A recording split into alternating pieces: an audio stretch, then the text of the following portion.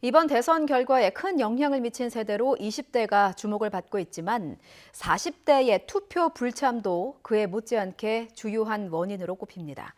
과거 노무현 정부에서 20대를 보내며 뚜렷한 진보 색채를 보여온 이들이 이번에는 어떤 이유로 선거를 외면하게 된 걸까요? 김대겸 기자가 직접 이야기를 들어봤습니다.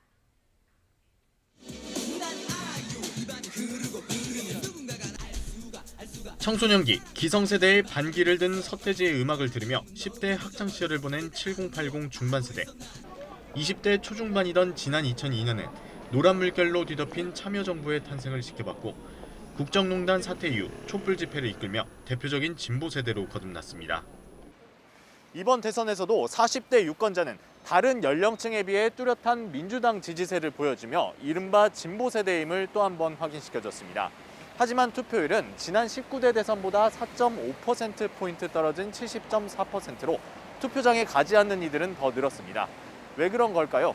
직접 들어봤습니다. 40대가 된 X세대도 이제는 희끗희끗해진 머리에 가장이라는 무거운 이름표를 단 어엿한 중년세대가 됐습니다. 양육에 대한 부담과 함께 부모님도 모셔야 하는 빠듯한 상황에서 지난 5년간 천정부지로 올라선 부동산 가격은 버거운 짐일 수밖에 없습니다.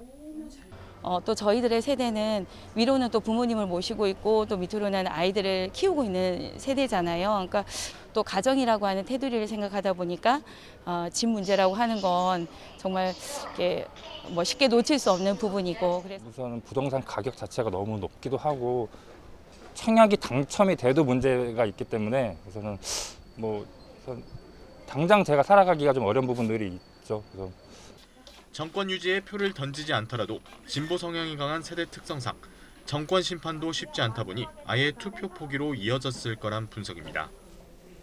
40대는 민주화운동의 경험으로부터 자유로우면서도 노무현이라든지 이런 경험 때문에 이제 문재인 정권에 대해서 굉장히 높은 기대를 가지고 있었던. 그러다 보니까 오히려 배신감도 더 크게 느꼈던.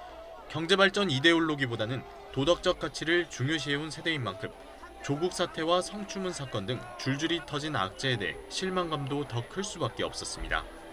제가 약간 진보 성향이었었는데 진보는 어떻게 보면 좀 약간 도덕성을 이렇게 좀 드러내고 활동을 하잖아요. 근데 그거에 대해서 좀 실망을 했다. 저는. 받고 지금 MZ 세대들이 저희 밑으로 지금 들어오면서 유입이 돼서 어떻게 활동하는지도 봤어요. 그동안 대통령들을 뭐 한 5번 정도 뽑았는데 그거에 대한 변화가 별로 없구나라는 거에 대한 염증이 있었고 결국 40대 투표율의 변화는 현 정부와 586으로 대표되는 민주화 세대에 대한 좌절과 실망감을 여실히 보여준다는 평가입니다.